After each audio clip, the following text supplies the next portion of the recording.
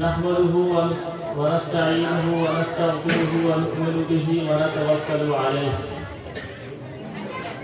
ونعوذ بالله من شرور أنفسنا ومن سيئات أعمالنا من يهده الله فلا مضل له ومن يضلل فلا هادي له ونشهد أن لا إله إلا الله وحده لا شريك له ونشهد أن سيدنا ومولانا محمدا عبده ورسوله أما بعد فأعوذ بالله من الشيطان الرجيم بسم الله الرحمن الرحيم ألا إن أولياء الله لا خوف عليهم ولا هم يحزنون صدق الله العظيم وصدق رسوله النبي الأمين الكريم ونحن على ذلك لمن الشاهدين والشاكرين والحمد لله رب العالمين.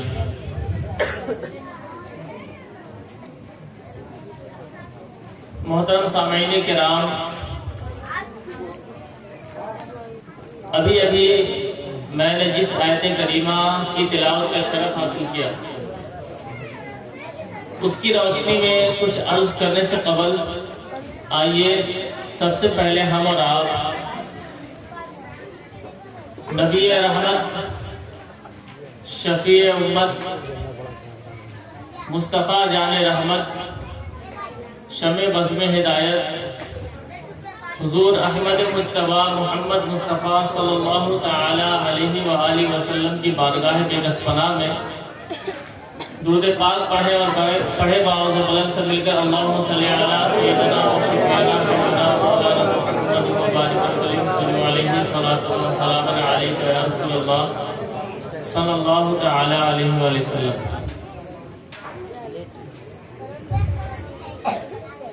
انشاءاللہ ایک بہترین تقریر ہمارے بعد آپ حضرات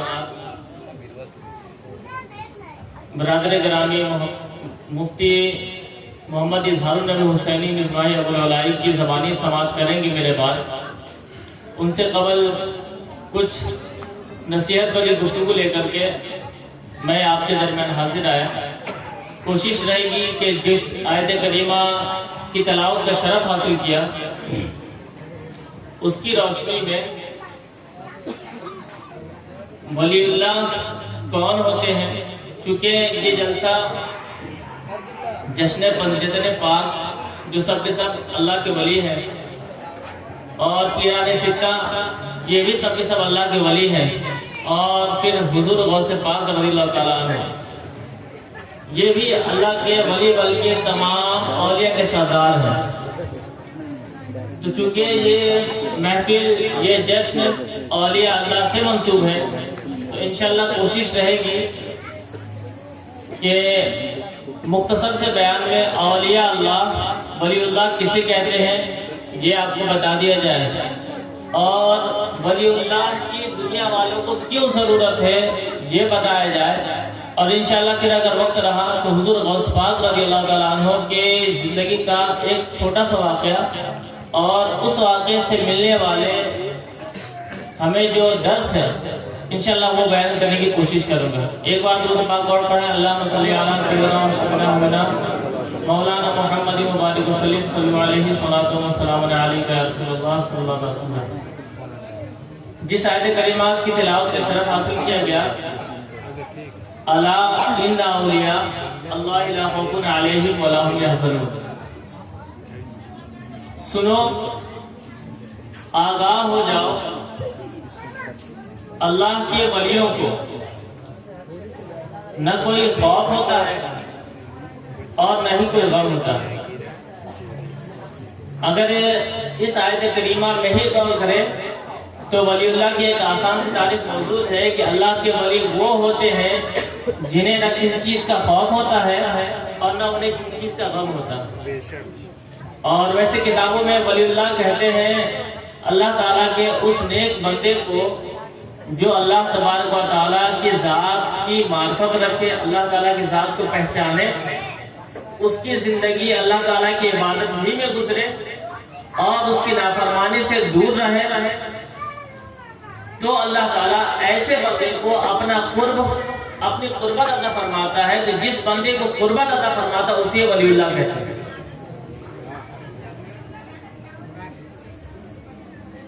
گویا ولی اللہ جو ہوتے ہیں وہ بارگاہ الہی کے مقربین میں سے ہوتے ہیں، یعنی ہمیشہ اللہ تعالیٰ کی بارگاہ میں انہیں قربت حاصل ہوتی ہے. یہی وجہ ہے کہ ہم اور آپ اپنی مصیبتوں کو دور کرنے کے لیے، اپنی پریشانی کو دور کرنے کے لیے ان کی بارگاہ میں حاضر ہوتے ہیں کہ یہ ہماری سفارش کرتے اللہ تعالیٰ کی بارگاہ میں، اور اللہ تعالیٰ ان کی بات کبھی نہ قبول نہیں کرے گا بلکہ قبول کرتے ہوئے ہماری پریشانی کو دور فرما دے گا.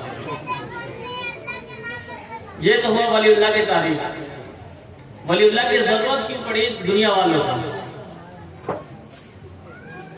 ایک واضح مثال سمجھے کہ سورج ہے. سورج اگر دنیا میں نہ ہو تو شاید کہ دنیا میں اندھیرا چھا جائے، اور اسی طرح اگر سورج نہ نکلے تو لوگ گرمی کے لیے مر جائیں. اسی طرح اگر بارش نہ ہو تو باغ میں پھول ہی نہ کھلے. اسی طرح بارش اگر نہ ہو تو کھیتوں میں فصلیں نہ اگے. اور پھر اسی طرح ہوا، اگر ہوا دنیا میں نہ ہو تو انسان سانس ہی نہ لے پائے، اور جب انسان سانس ہی نہیں لے پائے تو زندہ کہاں سے رہے گا؟ تو ٹھیک اسی طرح جس طرح سورج جب نکلتا ہے تو دنیا کو روشن کر دیتا ہے، سورج جب نکلتا ہے تو انسان کو گرمی فراہم کرتا ہے. جب ہوا چلتی ہے، جب ہوا ہوتی ہے تو انسان اس ہوا میں رہ کر کے سانس لیتا ہے. اگر ہوا نہ رہے تو انسان سانس لینا بند کرتے بلکہ اس کی زندگی ہی رک جائے. اسی طرح جب بارش اگر نہ ہو تو باغات ہرے بھرے نہ ہو بلکہ سوکھے پڑ جائیں، کھیتیاں بالکل ویران ہو جائے. ٹھیک اسی طرح اگر اللہ کے ولی دنیا میں نہ ہو تو انسان کے ایمان میں حرارت اور گرمی پیدا نہ ہو. جب ولی اللہ نہ ہو تو انسان کا ایمان مردہ پڑ جائے گا. اسی لیے انسان کے ایمان کی حفاظت کے اللہ تعالیٰ نے ولی اللہ کو پیدا فرمایا. اسی لیے کتابوں میں آیا ہے کہ ایمان جو ہے علماء کرام کے طرف سے ملتا ہے. ایمان کہاں سے ملتا ہے؟ علماء کرام کے طرف سے ملتا ہے. لیکن ایمان کی حفاظت یہ اولیاء کرام کے طرف سے ہوا کرتی ہے. اسی لیے آپ نے یہ دیکھا ہوگا کہ اولیاء کرام علماء کرام سے پڑھتے ضرور ہیں لیکن یہی علماء کرام اولیاء کرام سے بیعت ہوا کرتے ہیں. دونوں میں تعلق کتنا گہرا ہے. اولیاء کرام جو علم حاصل کرتے ہیں وہ علماء کرام سے حاصل کرتے ہیں، یعنی ایمان اولیاء کرام جو حاصل کرتے ہیں وہ علماء کرام سے حاصل کرتے ہیں. لیکن اسی ایمان کے حفاظت کی باری آتی ہے تو وہی علماء کرام اپنی ایمان کی حفاظت کے لیے اولیاء کرام کے ہاتھ سے بیعت حاصل کرتے ہیں. مزید ہم آگے چلتے ہیں کہ ولی کی ضرورت کیوں پڑی.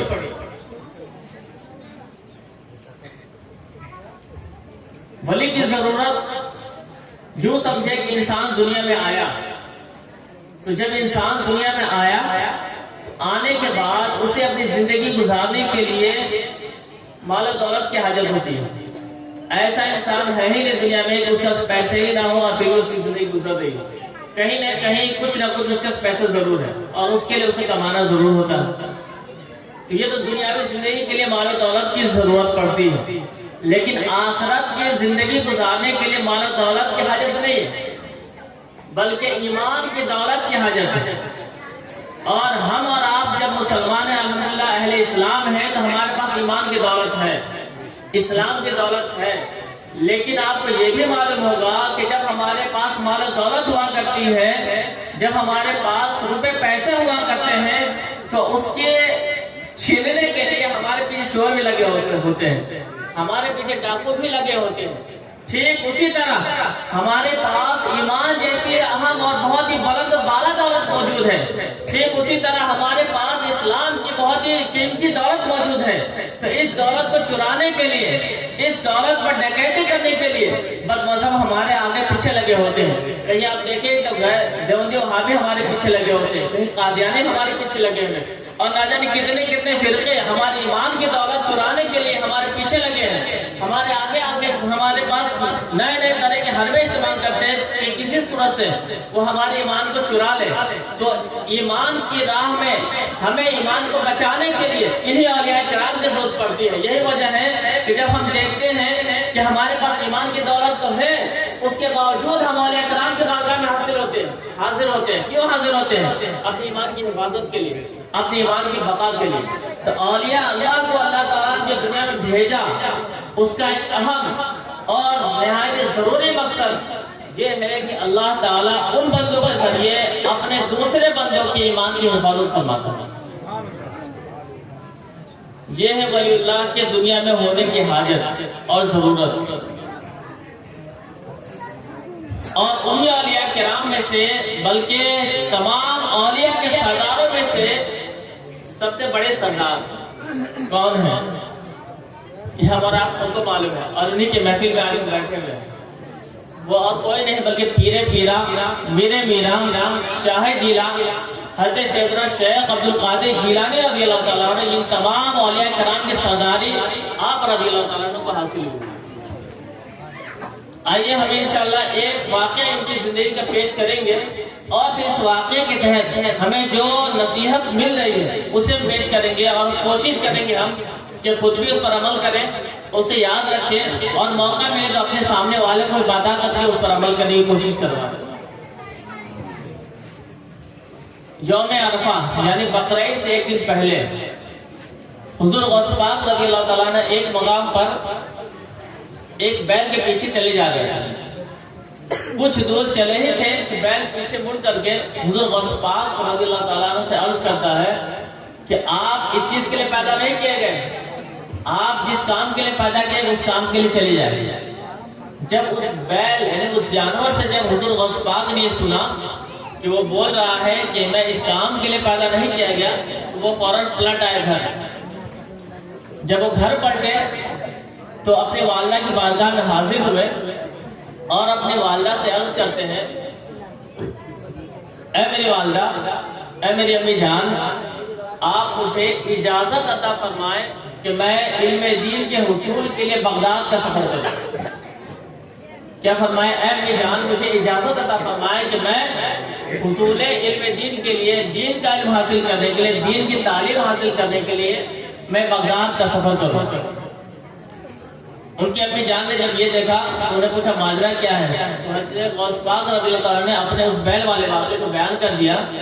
پھر ان کی والدہ محترمہ نے ان کے بیل کی اس واقعے کو سننے کے بعد کہا ٹھیک ہے آپ بغداد کا سفر کر لیں علم دین حاصل کرنے کے لیے. لیکن اس سے پہلے ان کے والدہ نے ان کے جبہ میں سونے کی 100 سکوں کو سل دیا، 40 سکوں کو ان کے جبے میں سل دیا، اور یہ فرمایا کہ بیٹا جاؤ علم دین حاصل کر لو، لیکن یاد رکھنا سچ کا دامن کبھی بھی نہ چھوڑنا. جب بھی کبھی بات کرنا تو سچ بات کرنا اور کچھ نہ کرنا. والدہ کی یہ نصیحت انہوں نے اپنے دل کے تختی پر لکھ لیا اور پھر وہ روانہ ہو گئے. روانہ ہوئے تو یہ بہت ہی مشہور واقعہ ہے کہ اس قافلے پر جو ہے نا ڈاکوؤں نے حملہ کیا. پھر تمام کے تمام اہل قافلہ کو ڈاکوؤں نے لوٹ لیا. انہی ڈاکوؤں میں سے ایک ڈاکو حضور غوث پاک رضی اللہ تعالیٰ کی بارگاہ میں حاضر ہوتے ہیں اور کہتے ہیں آپ کے پاس بھی کچھ ہے؟ حضور غوث پاک اتنا سننے کا فرماتے ہیں کہ میرے پاس بھی 40 سونے کے سکے ہیں، دینار ہیں. یہ سننے کے بعد پھر اس ڈاکو نے پوچھا کہاں ہے بھائی؟ تو ڈاکو سے حضور غوث پاک نے فرمایا میرے جبے کے نیچے والدہ نے ہماری سل کے رکھ دیا. لیکن چونکہ حضور غوث پاک اس عمر میں چھوٹے تھے تو ڈاکو نے شاید مذاق کر رہا، وہ چلا گیا. اتنے میں دوسرا ڈاکو پھر آیا اور جب دوسرا ڈاکو آیا اس نے پوچھا کہ آپ کے پاس جو کچھ ہے شہزادے؟ اس ڈاکو سے جو حضور غوث پاک نے یہ فرمایا کہ میری والدہ نے میرے جبہ کے نیچے 40 دینار سل دیے ہوئے. اس نے بھی یہ سمجھے شاید مذاق کر رہا. یہ سب اپنے سردار کے پاس چلے گئے اور پھر سردار کے پاس جانے کے بعد انہیں ڈاکو میں سے ڈاکو نے کہا کہ ایک بچہ بھی ہے جو اپنے بارے میں کہہ رہا ہے کہ میرے پاس 40 دینار 40 جو سونے کے سکے ہیں. تو اتنا سننے کے بعد ڈاکو سردار نے کہا اس بچے کو بلا لاؤ. جب وہ بچہ یعنی حضور غوث پاک ڈاکو کے پاس تشریف لائے، اس کا ڈاکو آپس میں لوٹے ہوئے مال کو تقسیم کر رہے تھے۔ پھر ڈاکو کے سردار نے پوچھا کہ آپ کے پاس کیا چیز ہے؟ حضور غوث پاک نے جس طرح پہلے جو ڈاکو کو کہا تھا اسی طرح ڈاکو سردار سے کہا کہ میری والدہ نے میرے جبے کے نیچے 40 سونے کے سکے دینار سل کے رکھ دیے۔ تو ان کے کہنے کے بعد اس ڈاکو کے سردار نے کہا کہ دیکھا جائے کہ واقعی اس کی والدہ نے سونے کے سکے سل کے رکھے کہ نہیں رکھے۔ تو جب ان کے جبے کو چاک کیا گیا، پھاڑا گیا، تو واقعی میں وہاں 40 سونے کے سکے 40 دینار ملے۔ اتنا دیکھنے کے بعد ڈاکو تعجب میں پڑ جاتے ہیں، یا اللہ یہ کیا ماجرا ہے۔ ڈاکو جب ڈاکہ ڈالتے ہیں تو قافلے والے اپنے مالوں کو چھپایا کرتے ہیں کہ میرے مال کو چھین کے نہ لے کے چلا جائے، لیکن یہ بچہ ہو کر کے بھی بالکل سچائی کے ساتھ بتا دیا کہ میرے پاس 40 سونے کے سکے ہیں، 40 دینار ہیں۔ آخر ایسا کیوں؟ حضور غوث پاک فرماتے ہیں کہ جب میں سفر کے لیے روانہ ہو رہا تھا تو اس وقت میری والدہ نے مجھ سے وعدہ لیا تھا کہ بیٹے سفر میں جا تو رہے ہو، علم دین حاصل کرنے کے لیے جا تو رہے ہو، لیکن یہ یاد رکھنا جب بھی کسی سے بات کرنا تو سچ بات کرنا اور کچھ نہ کرنا۔ اتنا سننے کے بعد وہ ڈاکو رونے لگتا ہے اور کہتا ہے کہ ایک یہ چھوٹا بچہ ہے جس نے اپنی والدہ سے کیے ہوئے، اپنی امی سے کیے ہوئے وعدے کو نہ توڑا، لیکن ایک میں گنہگار ہوں کہ اپنے رب سے کیے وعدے کو روز روز توڑتا رہا۔ یہ ایک چھوٹا سا واقعہ ہے جو بہت مشہور و معروف ہے، شاید کہ آپ نے آپ سے پہلے بہت بار سنا ہوگا، لیکن اس واقعے سے کیا سبق آپ نے حاصل کیا؟ کبھی آپ نے غور کیا کہ یہ صرف ایک واقعہ ہے جس کے اندر کتنی نصیحتیں، کتنے سبق موجود ہیں؟ اس واقعے پر غور کریں تو بہت سے اسباق، بہت سے لیسن آپ کو ملیں گے، لیکن زیادہ نہیں، میں 3 طرف آپ کی توجہ دلاتا ہوں۔ حضور غوث پاک نے علم دین حاصل کرنے کے لیے سفر کرنے کا ارادہ تو کیا، لیکن اس سے پہلے کیا کیا؟ وہ جو ہی نے بیگ اٹھا کے اپنی جگہ گرے لے کر کے نکل گئے، ایسا نہیں، بلکہ سب سے پہلے اپنی والدہ سے اجازت چاہیے۔ یعنی اس سے یہ پتہ چلتا ہے کہ حضور غوث پاک رضی اللہ تعالیٰ عنہ اپنے ماں باپ کے کتنے فرما بردار تھے۔ آج ہم اور آپ اپنے آپ پر دیکھیں، اپنی ذات پر غور کریں، کیا ہم اور آپ بھی واقعی اپنے والدین کی اس طرح فرما بردار ہیں یا نہیں؟ آج اگر معاشرے کا عالم دیکھیں تو ماں باپ کو آج کوئی ویلو نہیں دیتے، جبکہ ماں باپ کے ویلو کے حوالے سے یہاں تک قرآن کریم میں آیا ہے کہ اللہ تعالیٰ نے جہاں اپنی عبادت کا حکم دیا، وہیں پر اپنی عبادت کے فوراً بعد اپنے والدین کے ساتھ حسن سلوک کا حکم فرمایا۔ چنانچہ قرآن پاک میں اللہ تعالیٰ ارشاد فرماتا ہے وَقَضَىٰ رَبُّكَ أَلَّا تَعْبُدُوا إِلَّا إِيَّاهُ وَبِالْوَالِدَيْنِ إِحْسَانًا۔ یعنی اللہ تعالیٰ نے فیصلہ فرما دیا کہ اے میرے بندو، تم لوگ کسی کی عبادت نہ کرنا سوائے میرے، اور آگے ارشاد فرمایا وَبِالْوَالِدَيْنِ إِحْسَانًا۔ یعنی غور کریں کہ جب عبادت کی بات آئی تو اللہ تعالیٰ نے صرف اپنا ذکر فرمایا کہ عبادت کرو، صرف اور صرف میری عبادت کرو اور کسی کی بات نہ کرو۔ اس کے بعد حقوق العباد کی بات آئی، بندوں کے حق ادا کرنے کی بات آئی، تو نہ بھائی کو پہلے ذکر کیا، نہ بہن کو ذکر کیا، نہ چچا کا ذکر کیا، نہ اور کسی رشتہ داری کا اور رشتے کو ذکر فرمایا، بلکہ اللہ تعالیٰ نے فرمایا کہ یہ فرمایا وبالوالدین احسانا، کہ اپنے والدین کے ساتھ حسن سلوک کرو۔ اس سے اندازہ لگایا جا سکتا ہے کہ ماں باپ کے حق ہم پر کتنے زیادہ ہیں۔ اتنے نہیں، قرآن کریم میں جا کے یہ بھی ارشاد فرمایا وَلَا تَقُلْ لَهُمَا أُفٍّ وَلَا تَنْهَرْهُمَا، کہ اپنے والدہ کو نہ جھڑکو، اپنے والدین کو نہ جھڑکو۔ جھڑکنا تو بہت بڑی بات ہے، اپنے والدین کو اف تک نہ کہو۔ آج ہم میں سے ہم اور آپ یہاں سب موجود ہیں، بیٹھے ہوئے، بڑے بھی ہیں، چھوٹے بھی ہیں، بوڑھے بھی ہیں، ہماری اسلامی بہنیں بھی ہیں۔ آپ اپنے دل میں ہاتھ رکھ کر کے کہیں کیا ایسا کوئی دن ہوا ہے، کیا آپ کی زندگی اب تک کوئی ایسا دن نہیں گزرا کہ آپ نے والدین کو ناراضگی سے دیکھا ہو؟ یقیناً اگر ہم اپنا جائزہ لیں، ہم اپنا محاسبہ کریں تو ہمیں یہ ضرور اندازہ ہوگا کہ یقیناً ہمیں اگر ہمارے 10 سال کی عمر ہے یا ہمارے 15 سال کی عمر ہے یا اس سے کہیں زیادہ عمر ہے، لیکن ہم نے اپنے والدین کو وہ عزت نہ دی، ہم نے اپنے والدین کو وہ عزت اور تعظیم نہ کی جو ہمیں اللہ تعالیٰ نے حکم فرمایا۔ کہاں تک فرمایا کہ اف تک نہ کہو۔ حالانکہ ہمارے اپنی زندگی میں دیکھیں تو ہم نے یقیناً کبھی نہ کبھی اپنے والدین کو کسی خواہش کے نہ پورا ہونے پر اپنے والدین کو اف تک نہیں بہت کچھ کہہ دیا کرتے ہیں۔ حالانکہ آپ غور کریں کہ یہ والدین وہ والدین ہوتے ہیں کہ خود بھوکے رہ لیتے ہیں، لیکن ہمیں اپنے بچوں کو بھی بھوکے نہیں رہنے دیتے جہاں تک ان کی قربانیاں ہوتی ہیں۔ لیکن ہمارا حل کیا ہے؟ آپ معاشرے میں نظر اٹھا کر کے دیکھیں، ہر ایک بندہ اپنا اپنا محاسبہ کر کے خود اندازہ ہو جائے گا کہ خدا تعالیٰ نے جو حکم فرمایا ہے کہ واقعی ہم اس پر عمل پیرا ہے یا نہیں۔ اتنے نہیں بلکہ اگر آپ حدیث رسول کا مطالعہ کریں تو یہاں تک آیا ہے کہ والدین کی خوشی میں اللہ تعالیٰ کی خوشی ہے اور والدین کی ناراضگی میں اللہ تعالیٰ کی ناراضگی ہے۔ یعنی اگر آپ سے آپ کے والدین ناراض ہیں تو کبھی بھی اللہ تعالیٰ اور اس کا رسول آپ سے خوش نہیں ہو سکتے، اور اسی طرح اگر آپ کے والدین آپ سے خوش ہیں تو اس کی برکت سے اللہ تعالیٰ بھی آپ سے خوش ہوگا، اس کا رسول بھی آپ سے خوش ہوگا۔ بلکہ دوسری روایت میں یہ بھی آیا ہے کہ ماں باپ کے قدموں کے نیچے جنت ہے۔ یعنی اللہ تعالیٰ نے آپ کو یہ حکم فرما دیا، اے میرے بندو، اللہ تعالیٰ نے آپ کو ایک اشارہ دے دیا، ایک درس دے دیا، اے میرے بندو، اے میرے کلام پڑھنے والوں، اے میرے چاہنے والوں، سنو، اگر تم جنت حاصل کرنا چاہتے ہو تو کہیں دور نہ جاؤ، اپنے ماں باپ کی خدمت کر لو، اپنے ماں باپ کو راضی کر لو۔ جب تم اپنے ماں باپ کی خدمت کر لو گے، تم اپنے ماں باپ کو راضی کر لو گے، تمہارے ماں باپ تو خوش ہو جائیں گے کہ تمہارے ماں باپ کے قدموں کے نیچے ہی ہم نے جنت رکھ دی ہے، تو جنت تمہیں مل جائے گی۔ یہ ہے والدین کی عظمت۔ لیکن ہمارے اور آپ کی کیا واقعی یہ ہم نے اس عظمت کو اپنایا ہے؟ اب غور کریں۔ بہرحال حضور غوث پاک کے ایک چھوٹے سے اس واقعے میں ایک سب سے پہلا درس جو ہمیں ملتا ہے والدین کی تعظیم و تکریم کرنے کا درس ملتا ہے۔ ہمیں بھی کوشش کرنی چاہیے کہ جب ہم اپنے آپ کو حضور شیخ عبدالقادر جیلانی رضی اللہ تعالیٰ عنہ کے غلام بناتے ہیں، اپنے آپ کے لیے اور اپنے لیے حضور غوث پاک کا نعرہ بلند کرتے ہیں، تو ہم حضور غوث پاک کے اس واقعے سے ملنے والے اس درس پر خود بھی عمل کریں اور اپنے ملنے جلنے والوں کو بھی عمل کرانے کی کوشش کریں۔ اس کے بعد دوسرا درس ہمیں کیا ملتا ہے؟ حضور غوث پاک جا کس چیز کے لیے رہے؟ حضور غوث پاک جو سفر کے لیے نکلے وہ کس چیز کے لیے سفر کے لیے نکلے؟ علم دین حاصل کرنے کے لیے، دین کا علم حاصل کرنے کے لیے، دین کی تعلیم حاصل کرنے کے لیے۔ اس سے بھی ہمیں سبق ملتا ہے کہ اگر ہمیں دین، ہم مسلمان ہیں، اہل ایمان ہیں، تو جہاں ہمیں دنیا کی تعلیم حاصل کرنے کے لیے وقت نکالتے ہیں ہم، اسی طرح ہمیں دین کا علم حاصل کرنا چاہیے۔ اسی طرح ہمیں دین اسلام میں جو تعلیم دی گئی ہے، احکام میں، شریعت میں جن احکام کو بیان کیا گیا، ان احکام کو ہمیں سیکھنے کے لیے وقت نکالنا چاہیے۔ لیکن کیا ہم نے ایسا کیا ہے؟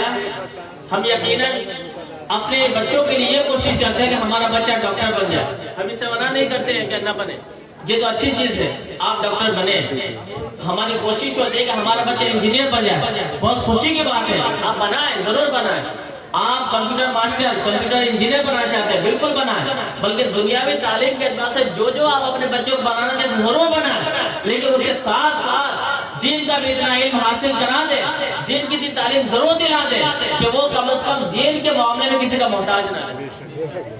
اور یہ دین کی تعلیم جب انہیں حاصل ہو جائے گی تو ماں باپ کی عظمت سکھانے کی ضرورت نہیں پڑے گی، خود بخود ماں باپ کی عظمت بھی سیکھ لے گا۔ اپنے ماں باپ کی عظمت کے ساتھ ساتھ اپنے دیگر رشتہ داروں کے بھی حقوق کو ادا کرتا رہے گا۔ بلکہ اچھا، علم کی کتنی بڑی برکت ہے اگر آپ دیکھیں اور فضیلت ہے، تو ہم یہاں سب موجود ہیں اور اس کا تجربہ ہم لوگ کے میزا ہر ایک کو ہوگا، نہیں تو کبھی کر کے دیکھیے گا کہ علم کی اتنی بڑی فضیلت ہے۔ اگر کسی جاہل کو بھی آپ کہتے ہیں جاہل، وہ آپ پر غصہ ہو جائے، حالانکہ واقعی میں وہ جاہل ہے، پھر آپ کہتے ہیں جاہل تو غصہ ہو جاتا ہے۔ علم کی فضیلت سمجھنے کے اتنی کافی ہے کہ آپ کسی جاہل کو بھی جاہل کرنے کے آپ پر جو ابھی غصہ ہو جائے، بلکہ بہت سے ایسے تو آپ ہاتھ اٹھا دیں۔ علم کی اتنی بڑی فضیلت ہے، لیکن قرآن کریم میں بھی یہاں تک آیا ہے کہ عالم اور جاہل کوئی برابر نہیں ہوتے، بلکہ حدیث پاک میں یہاں تک آیا علم دین حاصل کرنے کے حوالے سے، بلکہ یوں جو ہم یہاں بیٹھے ہیں آج، ٹھیک ہے، علم حاصل کرنے کا مطلب یہ نہیں کہ ہم اسکول جائیں، علم حاصل کرنے کا مطلب یہی نہیں کہ ہم مدرسہ جائیں، یونیورسٹی جائیں یا جامعات میں جائیں تبھی ہمیں علم حاصل ہوگا، ایسا نہیں۔ بلکہ یہ جو محفلیں منعقد کی جاتی ہیں، یہ جو محفلیں سجائی جاتی ہے، یہ بھی علم دین حاصل کرنے کا کام ذریعہ ہے۔ تو جب آپ محفل میں آئیں تو آتے وقت علم دین حاصل کرنے کی بھی نیت کر لیا کریں، تو جہاں محفل بیٹھنے کا آپ کو ثواب ملتا رہے گا، وہیں علم حاصل کرنے کا بھی ثواب ملتا رہے گا۔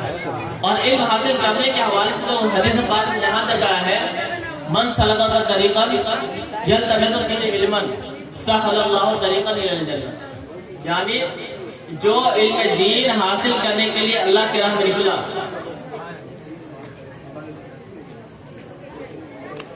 درود پاک پڑھے اللہم صلی علی سیدنا مولانا محمد مبارک وسلم۔ جو شخص اللہ کی راہ میں نکلا، کس چیز کے لیے نکلا؟ یلتمس فیہ علم، علم دین حاصل کرنے کے لیے سے نکلا، تو آگے اللہ کے رسول کیا ارشاد فرماتے ہیں، اللہ کے رسول صلی اللہ علیہ وسلم سہل اللہ طریقا الی الجنہ، تو اللہ تعالیٰ اس کے لیے جنت کی راہ آسان فرما دیتا ہے۔ اور کرے علم دین حاصل کرنے کی برکت۔ تو اگر آپ اس محفل میں آ رہے ہیں یا جس محفل کے علاوہ کہیں بھی کوئی محفل ہوتی ہے، جب اس میں جائیں تو یہ ضرور نیت کر لیں کہ وہاں جو عالم صاحب، وہاں جو مولانا صاحب دین کی بات بتائیں گے، ہم وہ علم دین کو ضرور حاصل کریں گے۔ تو اس نیت کی برکت سے اللہ تعالیٰ آپ کے لیے جنت کی راہ آسان فرما دے گا۔ اور ہمارے یہاں آنے کا مقصد کیا ہے؟ دنیا میں آنے کا مقصد، جو بھی دنیا میں آیا ہے، دنیا تو ایک کھیتی ہے، کس چیز کے لیے؟ آخرت کے لیے۔ اور آخرت میں آپ کو چاہیے کیا؟ جنت ہی چاہیے۔ تو جب آپ علم دین حاصل کرنے کے لیے نکلتے ہیں تو اللہ تعالیٰ آپ کے لیے کیا کر دیتا ہے؟ جنت کی راہ آسان فرما دیا کرتا ہے۔ یہ ہے علم دین کی برکت۔ بلکہ دوسری روایت میں یہ آیا ہے کہ ایک عالم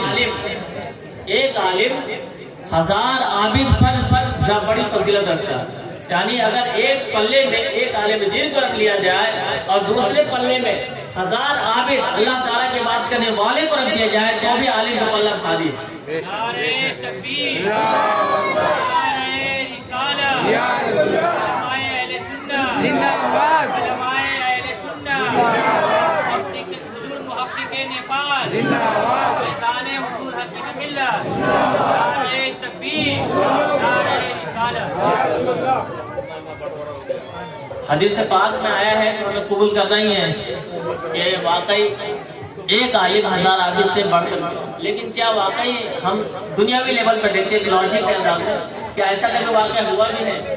تو آئیے ہم ایک واقعہ سناتے ہیں جس سے خود اندازہ ہو جائے گا واقعی میں ایک عالم 1000 عابد سے بڑھ کر کے ہوتا ہے۔ کیسے؟ سماعت کریں۔ حضور اعلیٰ حضرت رضی اللہ تعالیٰ اپنی کتاب میں ذکر فرماتے ہیں کہ شیطان کا تخت عصر کے بعد سمندر پر لگا کرتا ہے، اور پھر وہاں لگنے کے بعد شیطان کے چیلے وہاں جمع ہوتے ہیں اور سب اپنی اپنی کارکردگی سناتے ہیں، اپنے پرفارمنس سناتے ہیں کہ ہم نے آج یہ کیا، ہم نے آج یہ کروا دیا، ہم نے وہ کروا دیا۔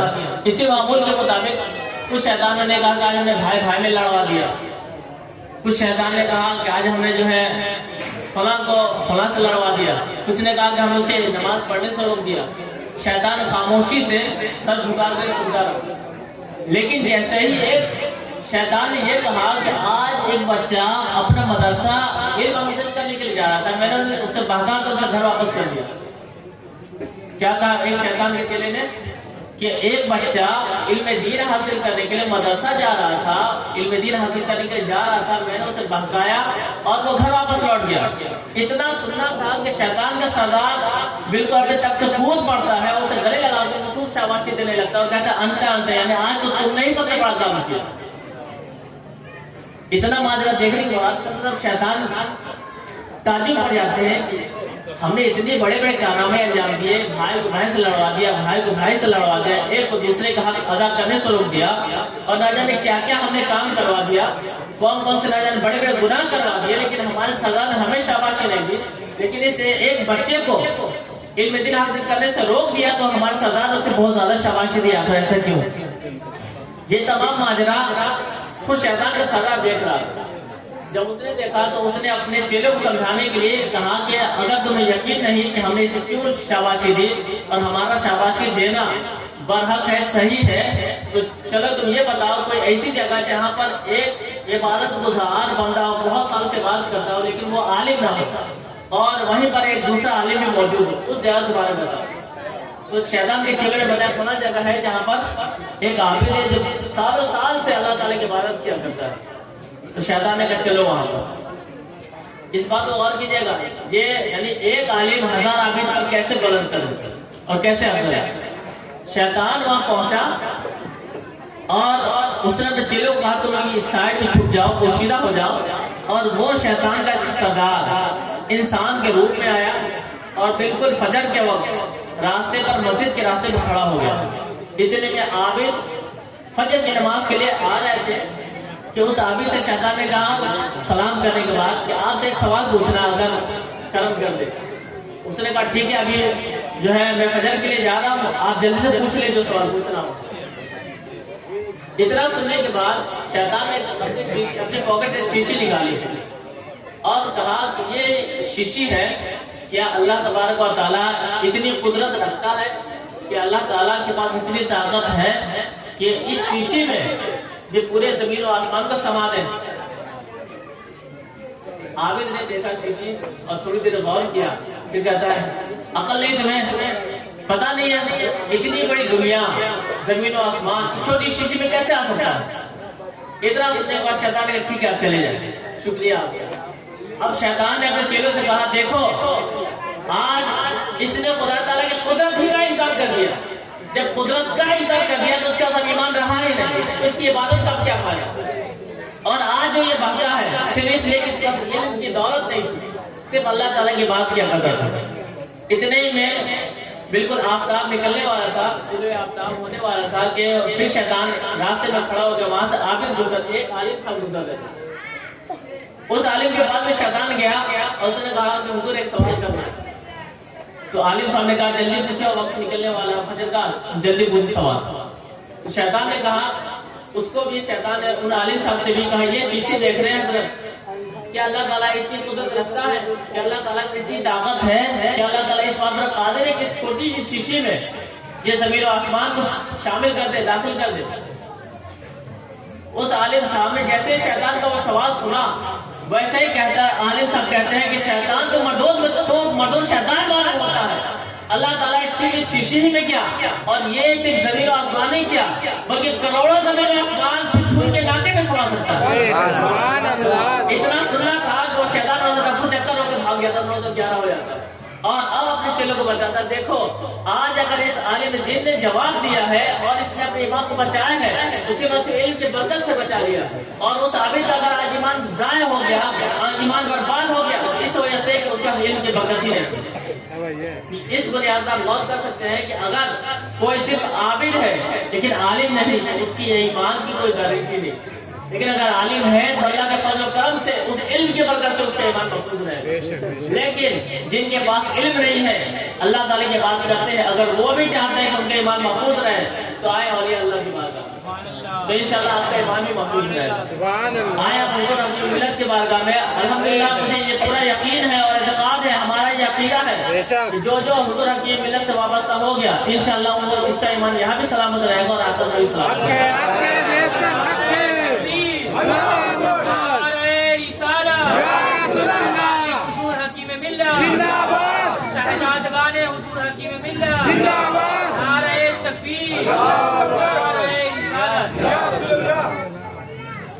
یہ تھا دوسرا حضور غوث پاک کے چھوٹے سے واقعے سے. واقعہ آپ نے اس سے پہلے 12 سنا ہوگا, لیکن اس واقعے میں کیا کیا درس پوشیدہ ہے, کیا کیا باتیں چھپی ہوئی ہے, کیا کیا نصیحتیں چھپی ہوئی ہے, اس پر غور کریں. اور یہ کرام کے جو واقعات ہم پڑھتے ہیں, ہم صرف واقعہ کے پڑھنے کے حد تک محدود نہ رہیں. ہم کوشش یہ کریں کہ جو واقعہ ہم نے پڑھا ہے اس میں ہمارے لیے کیا سبق ہے, اس میں ہمارے لیے کیا نصیحت ہے, اس پر غور کیا کریں. آگے آپ دیکھیں تیسری نصیحت اور آخری نصیحت, اس کے بعد انشاءاللہ میں آپ سے رخصت ہو جاؤں گا. آخری نصیحت کیا ہے, ان کی والدہ نے کیا فرمایا تھا, بیٹا علم دین حاصل کرنے جانا ہے تو جاؤ ضرور, لیکن ہمیشہ سچ کا ساتھ دینا, جب بھی کہیں تو سچ کہنا. غور کریں اس واقعے سے ہمیں یہ بھی سبق ملتا ہے کہ ہمیں جب ہم اہل ایمان ہیں, جب ہم اہل اسلام ہیں, تو ہمیں ہمیشہ سچ کا ہی دامن پکڑ کے رہنا چاہیے, ہمیشہ سچ ہی کہنا چاہیے, چاہے ہم اس کے لیے کبھی بظاہر ظاہری طور پر دیکھنے بھی آئے کہ ہمیں نقصان ہو رہا ہے. آخر حضور غوث پاک نے جو کہا کہ ہمارے پاس 40 اشرفیہ ہیں, 40 دینار ہے, نقصان تو بظاہر دکھ رہا تھا نا کہ وہ اشرفیہ یا وہ دینار ان سے چھین جائے, لیکن انہوں نے اس کی فکر نہ کی. لیکن انہوں نے کیا, بالکل سچ کا. خود قرآن کریم میں بھی اللہ تعالیٰ ارشاد فرماتا ہے وَكُونُوا مَعَ الصَّادِقِينَ, سچوں کے ساتھ ہو جاؤ. تو آپ بھی اہل ایمان ہیں, آپ کے سچ کا دامن تھام لیں تو اللہ تعالیٰ آپ کو بھی صادقین میں شامل فرما لے گا, سچوں میں شامل فرما لے گا. اور جب آپ سچوں میں شامل ہو جائیں گے تو آپ ایسے ہو جائیں گے گویا کہ اللہ تعالیٰ آپ کے ساتھ ہونے کے لیے ایمان والوں کو فرمائے. وَكُونُوا مَعَ الصَّادِقِينَ. اتنے نہیں, اگر آپ سچ کا دامن پکڑ لیتے ہیں, ہمیشہ سچائی کا دامن پکڑ لیتے ہیں اور سچائی کا ساتھ دیتے ہیں, تو حدیث پاک میں آیا ہے سچائی نیکی کی طرف آپ کو لے آتی ہے. اور نیکی آپ کو جنت کی راہ دکھاتی ہے۔ حدیث کے الفاظ ہے ان الصدق یہدی الی البر وان البر یہدی الی الجنہ، کہ سچائی، صدق گوئی، صداقت نیکی کی طرف لے جاتی ہے اور نیکی جنت کی طرف لے جاتی ہے۔ اسی کے اپوزٹ اگر کوئی جھوٹ کہتا ہے، جھوٹ کے بارے میں آیا ہے ان الکذب یہدی الی الفجور، کہ جھوٹ گناہوں کی طرف لے جاتا ہے۔ اور آگے کیا فرمایا وان الفجور یہدی الی النار، اور جھوٹ گناہوں کی طرف لے جاتا ہے اور گناہ کو جہنم کی طرف لے جاتا ہے۔ لہٰذا آپ کوشش کریں کہ آپ کو بظاہر یہ دکھے کہ آپ کو پریشانی ہو سکتی ہے سچ کہنے سے، پھر بھی آپ سچ سے نہ پیچھے ہٹے بلکہ سچ ہی کہیں۔ خود حضور غوث پاک رضی اللہ تعالیٰ اس واقعے میں غور فرمائے، حضور غوث پاک نے یہ نہیں غور کیا، یہ نہیں سوچا کہ ہم اگر سچ کہہ رہے ہیں تو ہماری اشرفیہ ہمارے جو ہے دیران چلے جائیں گے، بلکہ انہیں سچ کہا اور سچ کے برکت جو ظاہر ہوئی کہ وہ ڈاکو کا سردار اسی محفل میں ایمان لے آیا۔ سبحان اللہ۔ اتنا ہی نہیں، جب اس کے ڈاکو نے ایمان لایا تو یہ دیکھنے کے بعد ڈاکو کے جتنے دوسرے ساتھی تھے انہوں نے کہا کہ جب آپ ڈاکہ کرنے میں، رازداری کرنے میں آپ ہمارے سردار تھے تو اب ایمان لانے میں بھی آپ ہمارے سردار ہیں، لہٰذا جب آپ نے ایمان لے آیا تو ہم بھی ایمان لے آیا۔ یہ سچ کی برکت تھی کہ حضور غوث پاک نے سچ کہا، وہاں وہ ڈاکو ایمان سے مشرف ہو گیا۔ صرف ایک ڈاکو تو سردار ہی نہیں بلکہ اس قافلے کو لوٹنے والے جتنے ڈاکو سب سے ایمان کی دولت سے مشرف ہو گئے۔